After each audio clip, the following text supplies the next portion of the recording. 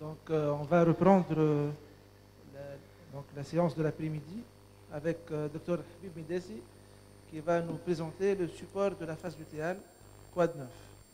Cette présentation va être succédée par la présentation de Dr Mariam Fki, la ponction folliculaire. Merci, Monsieur le Président.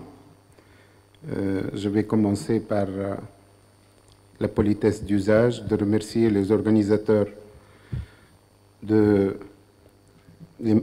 Président et les membres du comité de la STGO, et de remercier tous les gens qui m'ont aidé à élaborer un travail que je vais vous présenter. Et je vais vous entretenir, si vous permettez, de la phase lutéale, quoi de neuf dans la phase lutéale. J'avais eu la chance de faire pratiquement 5 mises au point sur la phase lutéale et la progestérone de 2014 à 2017, essentiellement dans les staffs de l'AGOS, l'Association des gynécologues sfaxiens, et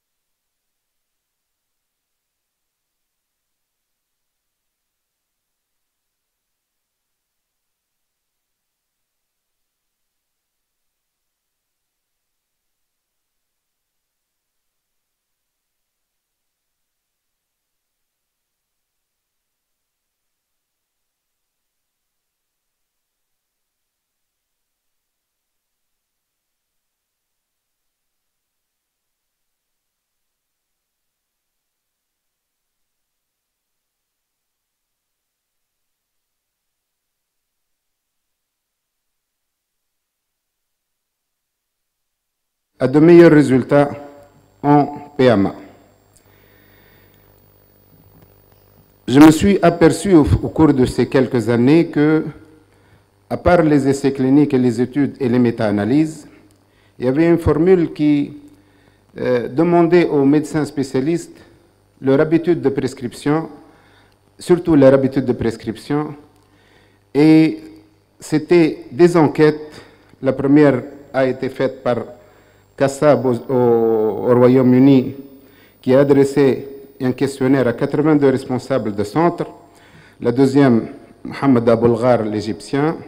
La troisième et la quatrième, c'est pour le site IVF Worldwide d'Idi Weissbush.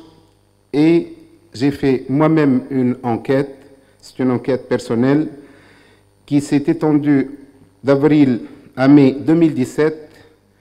Je l'ai arrêté et j'ai présenté le travail. Puis, lorsque j'ai constaté que j'allais reprendre le topo, j'ai repris l'enquête en 2018 et ça m'a permis de voir un peu l'évolution pour les mêmes personnes ou des personnes différentes. Qu'est-ce qui change au niveau de notre réflexion pour traiter la phase lutéale? À part ces enquêtes sur la FIV-ICSI, il y a une seule enquête de Widin sur tout ce qui est support hors FIV-ICSI. Et cette enquête a conclu, je vais commencer par ça là pour parler d'un problème rapidement. Cette enquête a conclu que le support lutéal dans l'induction simple et l'insémination intra-utérine est un support incertain et non standardisé. Et dans la littérature, je vais vous parler tout de suite du support dans l'induction simple et dans l'insémination. La littérature dit que lorsque vous utilisez du clomiphène, vous n'avez pas besoin de supporter la phase lutéale. Et lorsque vous utilisez des gonadotrophines ou gonado plus clomiphène, il y a un bénéfice sur les résultats à supplémenter la phase lutéale. Notre enquête s'est étendue en 2 phases, avec un contact avec les praticiens par mail, Facebook, SMS et téléphone. Mais aussi, j'ai eu l'idée de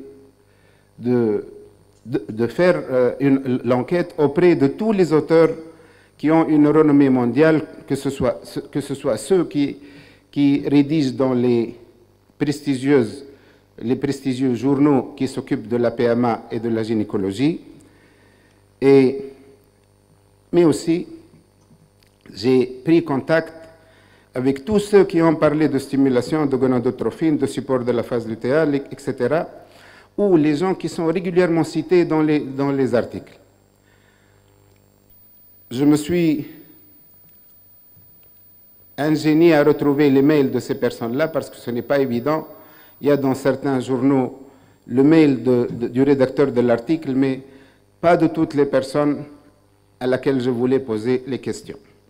J'ai aussi contacté le comité directeur de l'ECHRE, les coordinateurs de groupe, les responsables des cliniques de renommée mondiale, Bruxelles, Eugène, Émirats arabes. Et c'était l'enquête, c'est comme toutes les autres enquêtes, pour voir l'attitude des praticiens, cette attitude qui n'est pas validée par les résultats de la PMA, à l'inverse des essais cliniques et des méta-analyses, mais la pratique de ces gens qu'on va énumérer, qu'on va citer, et leur notoriété fait foi. Beaucoup sont des directeurs de centres de PMA, et ça nous oriente sur le fait que lorsqu'ils sont en train de faire des attitudes, habituellement c'est les bonnes attitudes sur un ensemble de travaux ou d'études pilotes. J'ai fait ce travail en 2 temps. Le taux global de réponse est de 15%. Et ce qui est remarquable, c'est que l'élite qui s'occupe de la PMA, j'ai un taux de réponse de 80%. Bien sûr, c'est des gens qui ne me connaissent pas du tout. Bien sûr, au fil des années, certains ont appris à me connaître, mais il y a des réponses très rapides de la part de personnes qui s'occupent de la PMA qui ont une très grande notoriété. Pour les internationaux, j'aurais la prétention de dire que j'ai le top 10 des gens qui s'occupent de la PMA dans le monde, et peut-être le top 50. Vous avez les noms, j'ai juste voulu faire ça, ce n'est pas exhaustif, parce qu'il y a des gens qui mériteraient d'être dans ce tableau, mais que je n'ai pas pu contacter. Et les internationaux, beaucoup de noms. C'est tous les gens qui m'ont répondu par mail. Il y a des gens qui sont en référence, j'ai mis les référents en rouge ou dans une couleur différente. C'est pratiquement 108 personnes internationales. Pour les nationaux, c'était juste les gens à qui j'ai adressé un questionnaire à la première partie de l'étude. Donc, ça va être un peu un tour d'horizon du support de la phase lutéale, en parlant du type de progestérone, comme dans la littérature, la majorité des gens utilisent la progestérone micronisée. Il y a un gain, un essor de la forme sous-cutanée qui a été introduite récemment. Il y a 5% qui utilisent la forme sous-cutanée. Et il y a un gain et un essor aussi presque mondial et surtout européen pour l'utilisation du Dufastan pour le support de la phase lutéale. Le début de la progestérone en PMA, classiquement le jour de la ponction, mais aussi le lendemain de la ponction. Et ceci a été concordant avec 2 études. L'étude de Gao qui fait que vous donnez le jour de la ponction ou le lendemain, c'est strictement la même chose pour les résultats. Et Dominique de Ziegler qui a démontré que le fait de mettre le jour de la ponction et le lendemain est bénéfique surtout pour contrecarrer l'hypercontractilité utérine qui pourrait être déclenchée par l'hyperœstrogénie. Donc globalement, c'est le jour de la ponction ou le lendemain, et c'est bénéfique. La dose de progestérone varie globalement pour la micronisée, c'est 600 mg. La durée de la progestérone, test de grossesse positif, activité cardiaque, etc. Au début de l'étude, on était pratiquement à 70% des gens qui mettaient la progestérone pendant 12 semaines. Maintenant, il y a un gain de 13% pour les gens qui arrêtent la progestérone lorsque le test est positif ou lorsqu'il y a une activité cardiaque. Lorsque le test est positif ou lorsqu'il y a une activité cardiaque. Et beaucoup d'auteurs prolongent pour les cas de test de grossesse positif, d'activité cardiaque et jusqu'à 7-8 semaines, prolongent la progestérone jusqu'à 10-12 semaines lorsqu'il y a des antécédents de fausse couche, lorsque le déclenchement se fait par agoniste et lorsqu'il s'agit d'un transfert d'embryon congelé. Lorsque j'avais repris cette enquête et envoyé le questionnaire, en fait, il y a 5-6 ans, le questionnaire était surtout destiné au déclenchement par ACG, parce que le déclenchement par agoniste n'avait pas pris d'essor, et en fait, ce qu'on avait demandé aux gens, c'était sous-entendu le déclenchement par ACG. Graduellement, je me suis rendu compte, surtout en faisant la deuxième partie, en posant les mêmes questions, les gens se sont mis à scinder en deux parties, le déclenchement par ACG et le déclenchement par agoniste. Il y a une tendance aussi au protocole antagoniste. On passe chez les gens que j'ai contactés à environ 75 à 85% de cycles sous agonistes. Donc, ce qu'on a vu pour la progestérone, c'était surtout lorsqu'on déclenchait par ACG. Pour le déclenchement par agoniste, globalement, on déclenche avec 0,2 mg. J'ai essayé de comprendre pourquoi. Il y a eu des études avec 0,1, 0,2, 0,3, 0,4. La dose de 0,2 serait suffisante et 0,3 ne fait pas mieux que 0,4, donc on se suffit de 0,4 mg d'agoniste. Dans le déclenchement par agoniste, l'insuffisance lutéale est plus marquée et le support lutéal doit être intensif. Ça a donné, parce qu'on avait déjà de mauvais résultats au début de l'utilisation de l'agoniste, à tel point que la revue Cochrane qu'avait faite Youssef a déconseillé l'usage de l'agoniste en 2014-2015, et tout le monde s'est orienté vers le fait que pour l'ACG, c'était très bon, mais il y a le risque d'hyperstimulation. Pour l'agoniste, il faudrait personnaliser les prescriptions. Surtout pour nous allons voir par la suite, surtout pour les normorépondeuses, lorsqu'on a moins de 14 follicules, c'est cette catégorie-là où il faut agir au cas par cas. Avec le déclenchement par agoniste, c'est proposer directement la solution du frisol. La solution du frisol, au total, j'en parle parce qu'elle fait partie intégrante du support de la phase lutéale. C'est, pour moi, le frisol, c'est le support zéro. Lorsque vous décidez de faire du frisol, vous ne supportez pas la phase lutéale, donc vous ne faites pas de support de la phase lutéale. Le frisol, en définitive, est bénéfique pour les hyperrépondeuses, mais il n'a pas démontré son efficacité pour les normorépondeuses en dehors d'un petit effet bénéfique qui serait pour les ovaires polykystiques. Et 3 études apparues dans le New England Journal of Medicine ont montré qu'il n'y a pas de bénéfice à transférer du congelé plutôt que du frais. À l'heure actuelle, au niveau de cette mise au point, tout le monde s'accorde pour dire que la généralisation du frisol n'est pas justifiée à ce jour.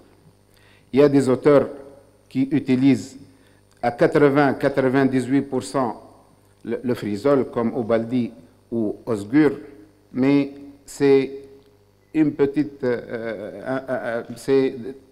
ce n'est pas très généralisé. Quand on déclenche par agoniste,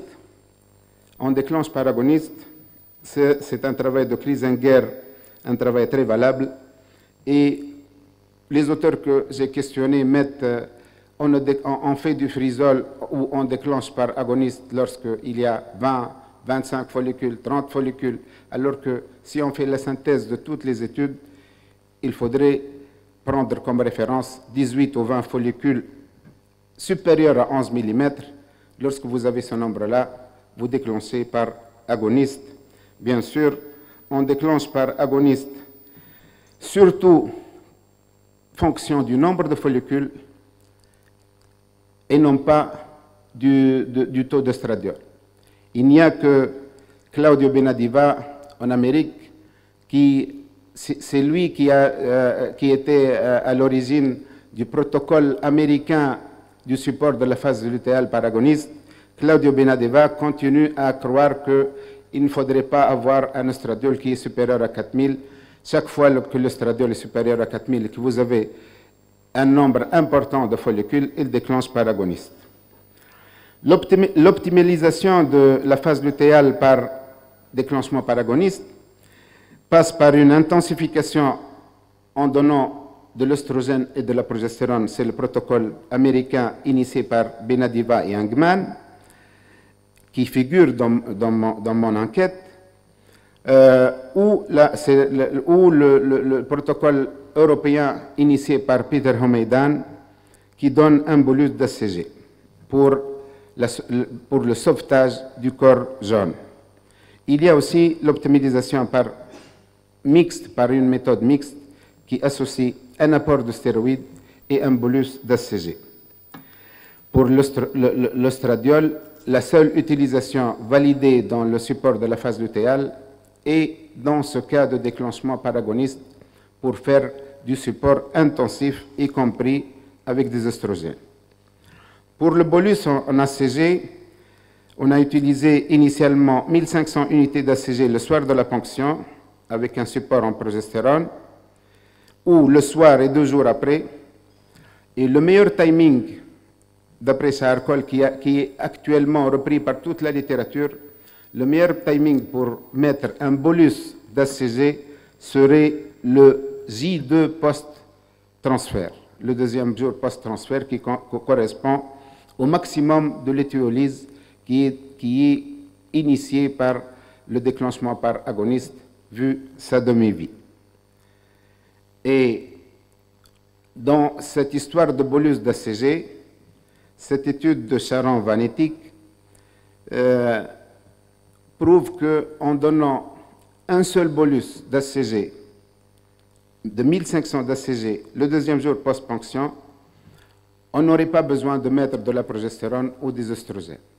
C'est une étude qui a validé, mais de toute façon, c'est une étude sur 44 personnes. Et les études, moi, j'ai l'occasion de le dire, les études en PMA où le problème est multifactoriel, normalement, pour être valable statistiquement, irréfutable, il faudrait des échantillons de 5000 et plus. Donc, ces petites études sur 40 malades, c'est une orientation. On pourrait supplémenter par l'ACG seul, mais il faudrait le prouver. L'optimalisation de la phase lutéale en cas de déclenchement par agoniste passe aussi par le nouveau concept de ce qui a été appelé le lutéal costing. Le costing lutéal, qui a été repris à la façon du costing qu'on fait dans la phase folliculaire lorsque l'estradiol est très élevé, qu'on arrête les gonadotrophines pour faire baisser l'estradiol et déclencher. Le costing, cette façon de surveiller le dosage, comme on surveillerait le dosage de l'estradiol en phase folliculaire, on va surveiller le dosage de la progestérone en phase lutéale. C'est un dosage quotidien de la progestérone et on va donner de l'ACG qui, classiquement, 1500 unités, on va réduire la dose fonction du taux de progestérone. Si la progestéronémie est aux alentours de 37 nanogrammes, ce sera 375 unités d'ACG, 21 nanogrammes 1000. Et on a remarqué dans cette étude qui a été menée par Sahar Kohl et Barbara Lawrence, on a constaté qu'il y a des femmes qui ont des doses de progestérone très élevées à tel point qu'on peut ne pas leur faire de bolus d'ACG. Le lutéal costing a cependant des réserves. Il y a toujours, lorsqu'on donne un bolus d'ACG, on a toujours un risque d'hyperstimulation. Et le risque d'hyperstimulation, si vous avez de l'agoniste pour ne pas avoir de l'hyperstimulation, on va bientôt être menée dans un discours d'impact médico-légal, parce que si vous avez une hyperstimulation, les prochaines questions seront pourquoi vous n'avez pas évité l'hyperstimulation en déclenchant par agoniste. Ça, c'est une réflexion personnelle.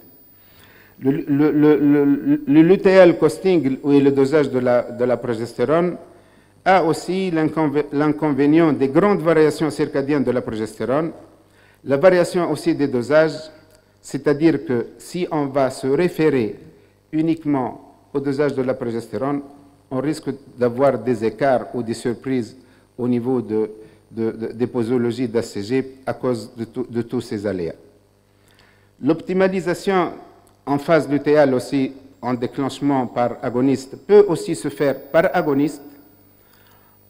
On donne de l'agoniste en phase lutéale, soit par voie nasale, soit en bolus. Et par voie nasale, les résultats seraient même meilleurs que le support classique.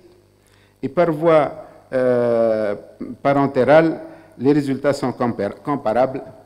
Je pense qu'il faudrait des années pour avoir un essor de cette méthode-là, parce que les risques fétaux de l'agoniste ne sont pas encore élucidés et la validation passe par l'absence de malformation fétale. L'optimalisation aussi peut se faire par un support en LH. On peut supporter par de la LH, mais supporter de la LH donnerait, vu la demi-vie courte de la LH, soit de fortes doses de LH, et ça augmenterait le coût sans pour autant avoir un gros bénéfice, si ce n'est l'absence de risque d'hyperstimulation.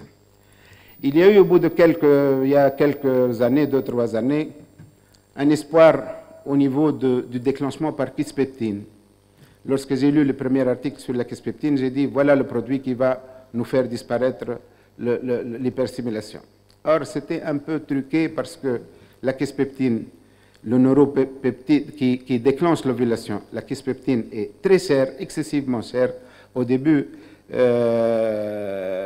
déclenché par kisspeptine reviendrait à $3 000 lorsqu'ils ont commencé. On peut déclencher par de la kisspeptine, mais la kisspeptine a l'inconvénient d'être très chère. Et si l'agoniste induit une insuffisance lutéale profonde, l'insuffisance lutéale avec la kisspeptine est encore plus profonde. Donc, on va avoir un temps pour revoir réapparaître la kisspeptine. Et toutes ces 2-3 dernières années, on a beaucoup parlé de la vitamine D. Moi, j'ai été heureux de retrouver qu'il y a une explication au rôle de la vitamine D dans ce qui pourrait être un rôle dans la PMA. Par ce travail récent de Monastra, qui classifie sur le plan chimique, physiologique et sur le plan de l'action, la vitamine D comme étant un stéroïde progestérone-like, qui aurait pratiquement beaucoup de l'activité de la progestérone. La vitamine D potentialise la progestérone et réciproquement, la solution est facile. Rechercher l'hypovitaminose et supplémenter rapidement vos femmes en vitamine D, ça ne pourrait être que bénéfique. J'aurais terminé avec la phase lutéale si c'était uniquement un problème de traitement de données de la progestérone ou des oestrogènes ou de l'ACG. La phase lutéale fait partie d'un phénomène complexe où obligatoirement il y a l'embryon. Il y a aussi la réceptivité endométriale et le péristatisme utérin. Il y a un fait nouveau qui va être à la mode ces prochaines années, qui est le microbiote utérin, et le support lutéal fait partie de toute cette panoplie d'éléments que nous devons connaître et élucider, surtout l'embryon, le screening embryonnaire, surtout l'embryon. Et je l'avais dit un jour, l'embryon est le sponsor officiel de la phase lutéale. Si vous obtenez une grossesse, le 7e jour de vie, c'est l'embryon qui va sécréter de l'HCG et c'est la meilleure HCG pour le maintien de la grossesse. Donc, il faudrait se mettre à screener les embryons si on veut améliorer nos résultats et améliorer ce que nous faisons pour la phase lutéale. Et je vais reprendre une réflexion de David Meldrum qui dit que pendant plusieurs années, la phase lutéale n'a pas retenu notre attention comme on l'a fait pour la phase folliculaire et nous devons changer. Avec cette réflexion sur les deux phases, parce que Meldrum s'occupe de la phase folliculaire et un peu de la phase progestative lutéale. J'avais compris le message qu'il m'avait adressé par mail il y a quelques années en me répondant à mon enquête qu'il était désolé parce qu'il était trop occupé. Il était occupé, j'ai compris au bout de 2 ans avec quoi David Meldrum était occupé. Dans sa méthodologie et sa conception, notre travail est une première mondiale. J'ai la modestie de le dire. Il n'a jamais été procédé de cette façon pour recueillir autant d'informations pour autant de gens validés pour faire de la PMA. C'est une première mondiale que je dédie à ces grands pionniers de la PMA que j'ai cités, à ces anonymes qui cherchent à améliorer les résultats, à vous tous qui, par votre présence, vous cherchez à élargir votre savoir essentiellement pour améliorer les résultats de la PMA, et je dédie ce travail à chacun d'entre vous, sans oublier de remercier toute l'assistance et le comité directeur de la STGO et son président. Je vous remercie. Merci Habib pour cette belle présentation, des efforts que tu as fait pour sortir cette présentation, cette belle présentation. Alors, est-ce qu'il y a des questions dans la salle? On va prendre 2 questions du fait que nous sommes déjà en retard.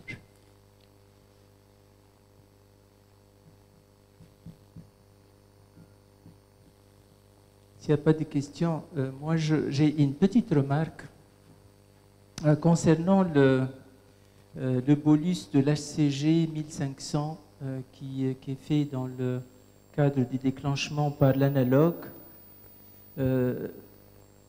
Habituellement, on le fait pendant le déclenchement de l'ovulation. On donne donc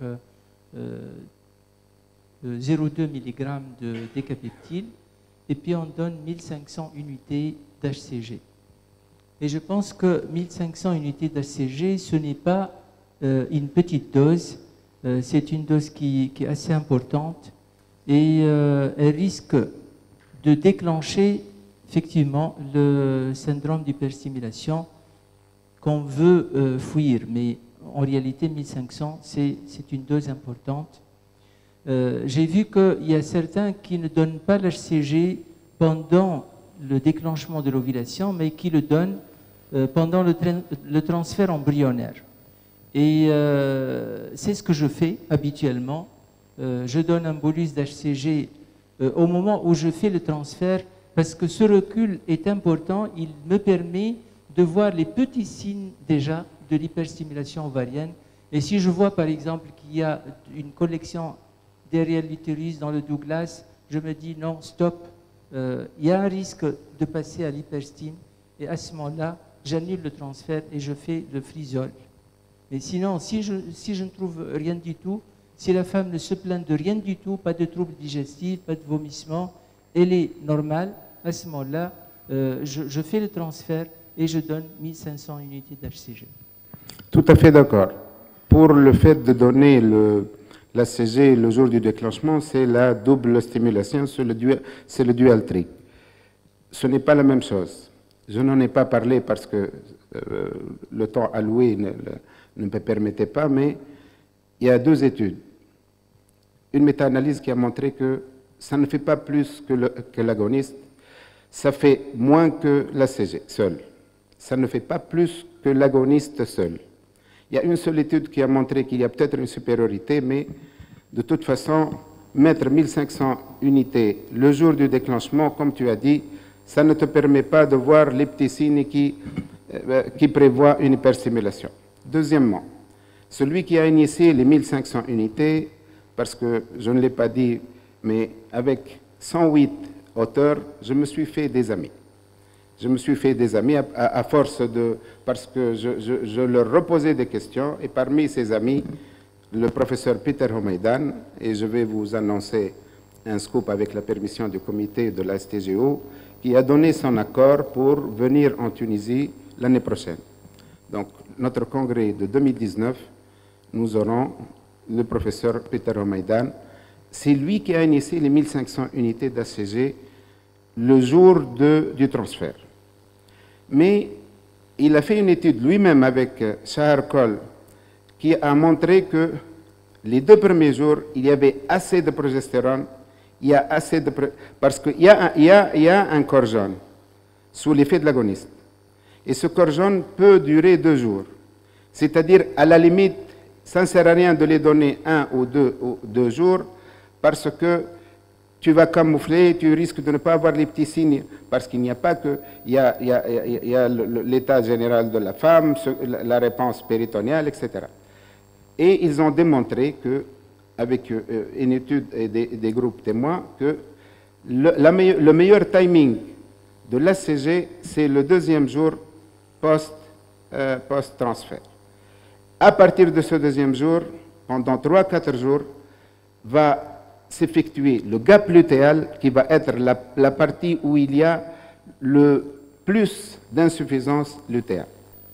Je suis tout à fait d'accord sur ça, mais il ne faut pas oublier aussi que nous devons justifier le fait que nous utilisons de l'ACG obligatoirement, même par petite dose, pour améliorer les résultats. On remercie encore Habib pour cette belle présentation.